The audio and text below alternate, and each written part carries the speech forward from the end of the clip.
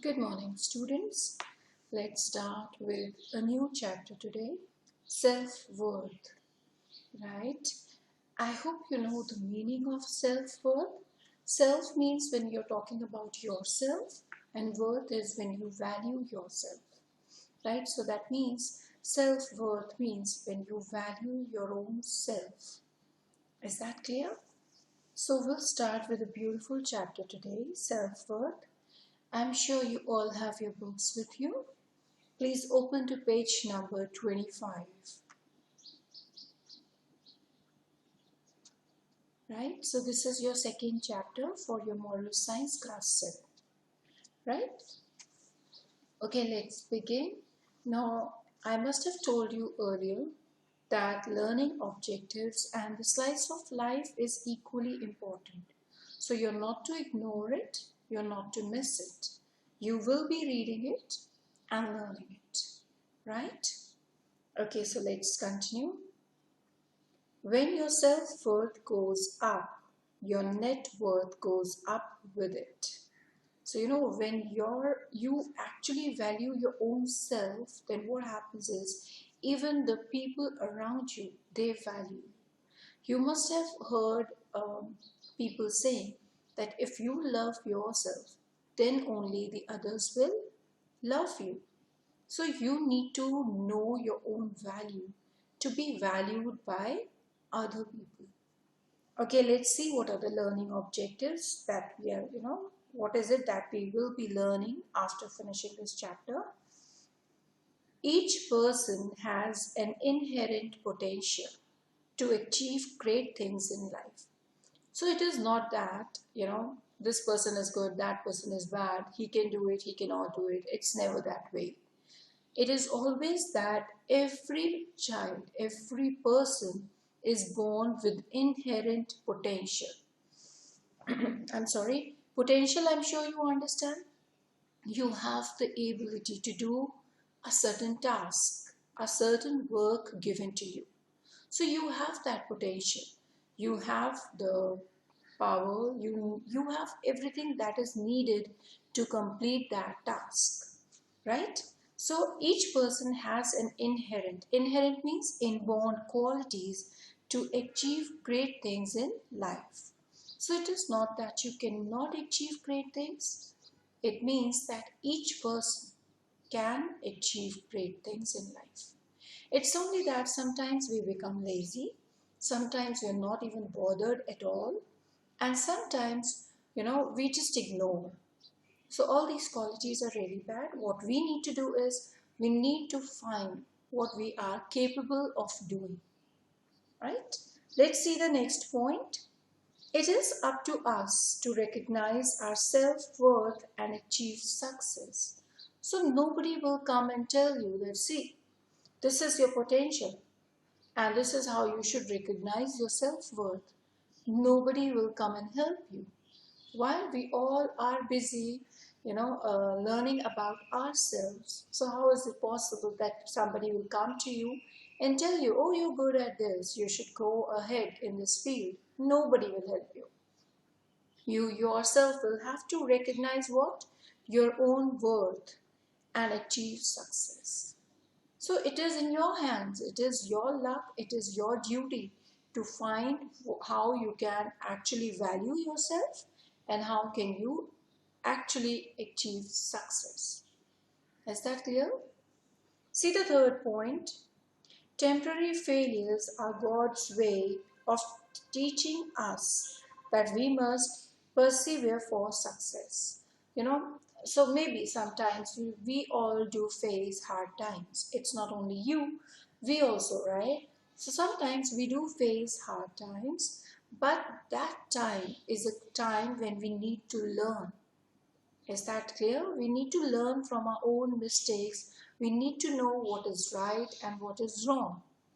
And sometimes these failures are, given to us by our God so that we can learn how to overcome them.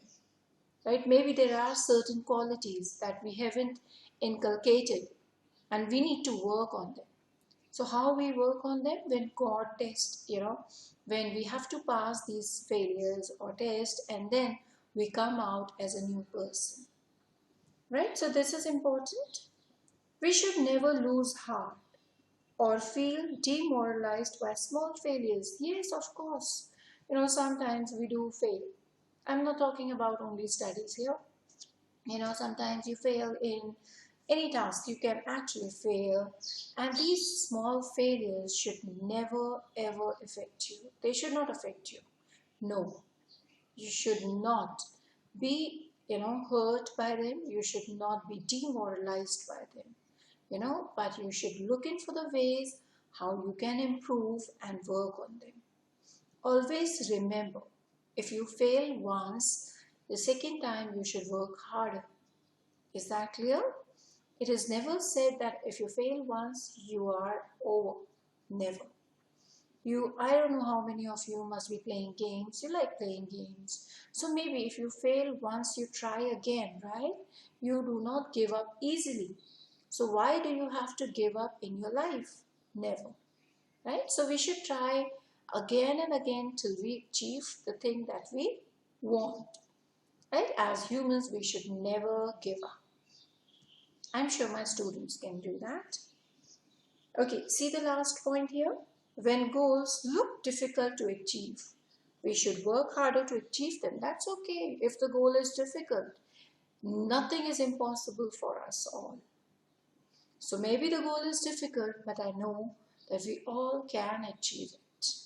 Right? There's no way that we need or we should feel demoralized. There's no way that we should feel, oh, I can do that.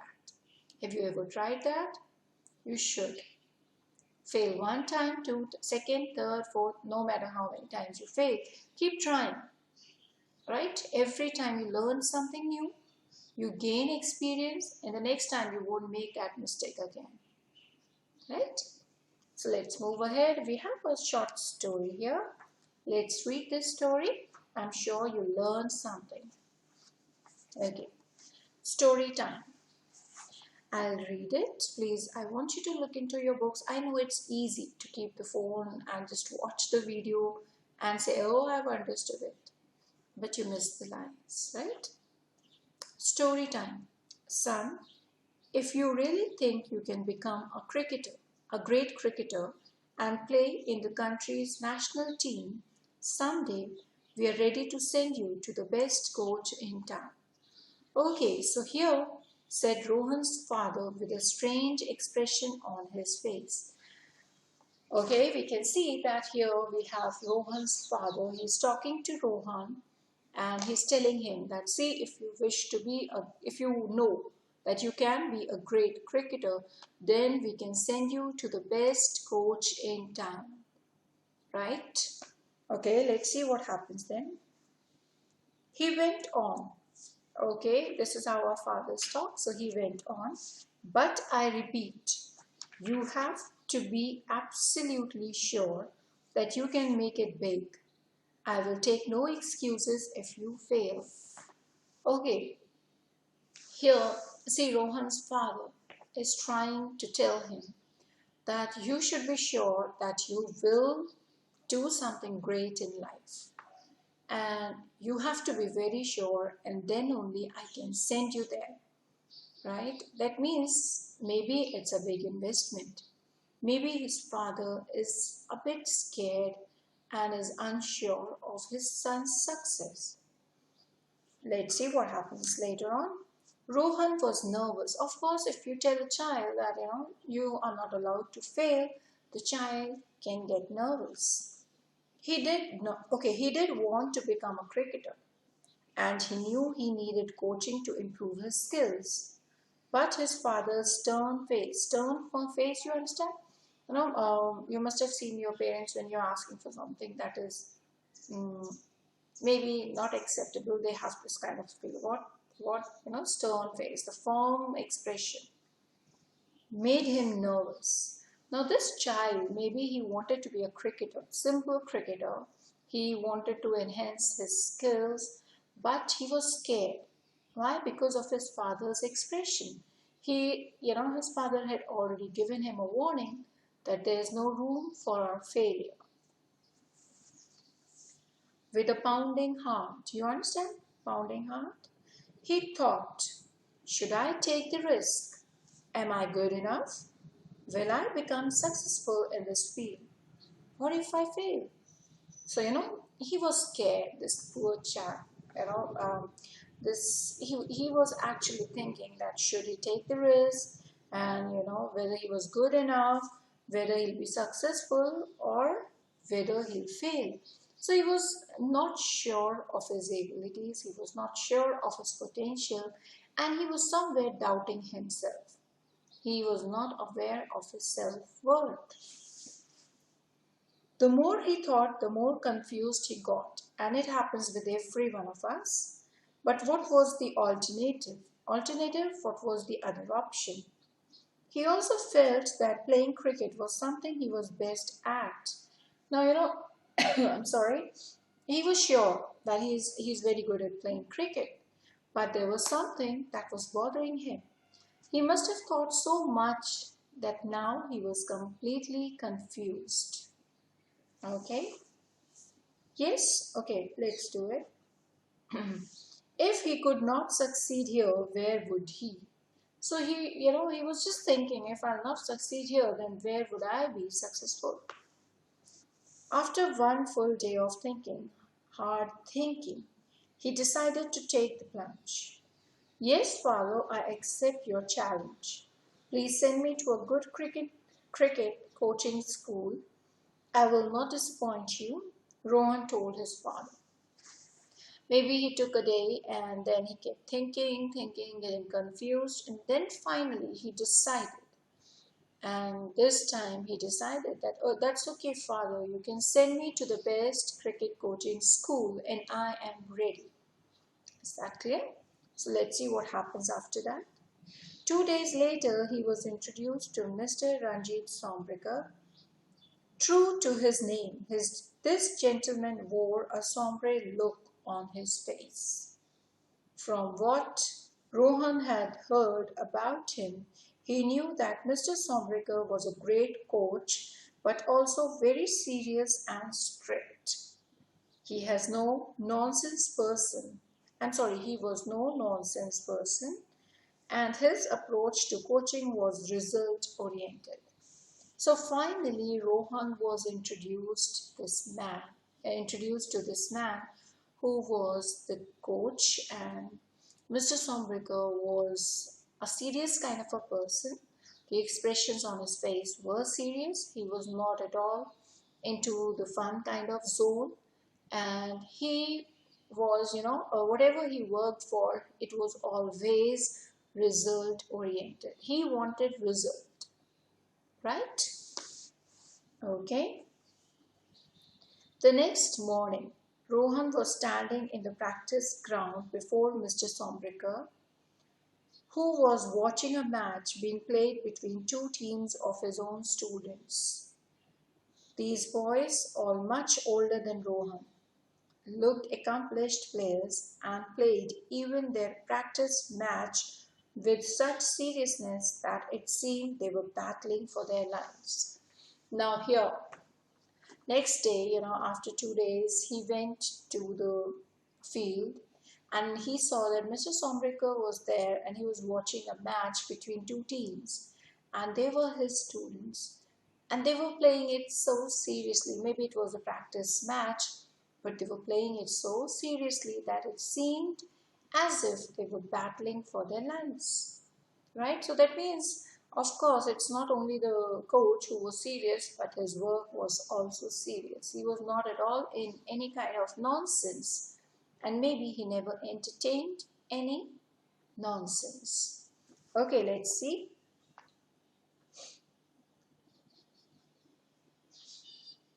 Okay. Hello, sir. I am your new student. I have joined your cricket school only today. So this line was said by Rohan. He introduced himself that I am the new student and I have joined your school today itself. Rohan said with an innocent smile.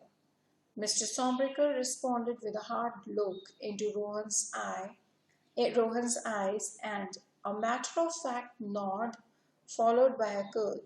I know, madam. So he said, I know, madam, be prepared, be ready to go on the field. Now Rohan was innocent. He gave a smile, he introduced himself. He was actually expecting maybe a smile, maybe, a kind of a nod or something, acceptance. But his coach was stern. And what he did, he said, okay, I know, you be prepared, get yourself prepared and be ready to be there on the field. Okay, let's see what happens. Rohan was surprised. Now, Rohan was scared. He was surprised. He was like, oh my God, what happened? He knew he was a fine batsman, but having to bat as soon as reaching the new ground was something he had not expected. So Rohan was scared, but he knew that he can actually bat. But batting on a new ground was a kind of a challenge for him. Besides, a look at those fierce, older, and skillful boys gave him goosebumps. But apart from that, he was not only scared of the field, he was scared of the teams playing. They were the older boys, more experienced, and the way they were playing, it actually gave him goosebumps. Will I have to bat against such fast bowlers? I will be bowled out on the very first ball, he thought. So he was scared. He thought, oh my God, these are the bowlers, and that means I'll be out on my first ball. So he was actually scared, confused, and perplexed. He stood still until he heard Mr. Sombricker's stern voice. What are you dreaming about? Didn't you hear what I said? Go. Wear your pads and guards. You are batting next. And if you score anything less than 50 runs, go back home from the crease itself. There's no need to come here ever again. Oh my God. So he was really strict, Mr. Sombricker. He told him straight away, go, put your pads and your guards, be prepared for batting, and if you score anything less than 50, then from there itself, from the ground itself, you can go straight to your home and you don't have to come here ever again. Okay, see the pressure on the child. Rohan had no choice. He claimed himself down, wore his guards, and waited for his turn. As luck would have it, the batsmen on the crease got out soon, and Rohan was asked to go in to bat. Now, it was Rohan's good luck or bad luck. The other player was out, and it was his turn to go and bat. He walked across the field to batting crease with a bundle of mixed feelings. He was scared, under pressure, and he had to perform well. On the other hand, he was happy that his coach had shown so much confidence in him, even without knowing him or seeing his game. On the other, he was still rather nervous. He remembered his father's words. I will take no excuses if you fail. Soon after, Mr. Sombricker's words echoed in his mind. If you score anything less 50 runs, go back home from the crease itself. There's no need to come here ever again. So he just, these words were going on in his mind. With so much weight on his young shoulders, Rohan took strike against a better bowler who looked very aggressive and quick. But Rohan was now clear. It's now or never, and I'm not going to fail. So he was well prepared. He thought that maybe the bowlers are strong and aggressive, but it is now or never. Let's see. He watched the first ball very carefully and blocked it with a straight bat, which gave him some confidence. He tackled the second ball artfully and would surprise himself by hitting it across the boundary for 4 runs. Oh, it's not difficult. Oh, it's not so difficult after all. This is what he thought. What followed were a flurry of runs in boundaries and quick singles and doubles. By the time he got out to an exceedingly good delivery, Rohan had already scored a handsome 70 runs of 55 balls, but he was happy. He had played better than he thought he could. As he came out of the field, he found Mr. Stormbreaker smiling. He didn't have that trademark sombre expression on his face, so he was welcomed after performing well, right? So he gave his best, he was accepted by his coach with a smile. So that is what you all should know. It is now or never. Is that clear? So when you perform, think it is now or never, and you should give your best. Slice of life, believe in yourself and your abilities. You should always believe in yourself. Take challenges. No challenge in the world is unaccessible. Unaccessible. Means there's no challenge that you cannot fulfill or complete. Okay, those who believe in themselves are ready to face the challenges bravely are always trying. Means they are always the winners, the ones who are ready to face the challenge. Age and experience are less important than ability and confidence. You have the ability to achieve all your dreams. You only need to identify those dreams and work hard enough to achieve them. So what you need to do, you need to identify your abilities, your potential, and recognize your self-worth. You should know that I'm capable of doing that. I can do that. I'm very strong and I'm very brave. And once you do that, you know your self-worth, you can easily achieve whatever is there, whatever your goal is, right? So here we complete this chapter. We have some questions here. I'm sure you can find the answers for them, right? We have 5 questions here. I just want you to mark the answers in the book itself, right? We'll discuss the answers soon. Okay? Thank you.